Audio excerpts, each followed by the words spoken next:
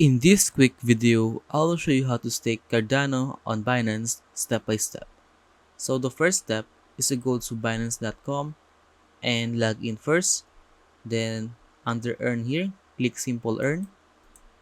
And on the search bar, type down ADA. And you can choose flexible staking. And if you want, you can lock your token for specific days. So if you want 21 days, click here. If you want 30, click here, and so on. But for this video, we're going to choose flexible staking and then click subscribe. Type the amount of ADA you want to stake, but make sure that it is zero point 0.1 ADA and above. So for example, I will stake 0.5 ADA and click here. You will see here the interest, the estimated interest per day, and click confirm.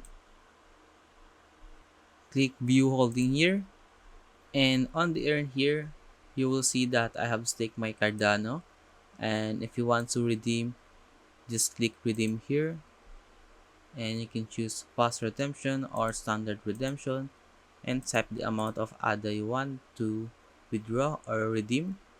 For example, I will click max here and then click here, click confirm, and as you can see, the redemption was successful.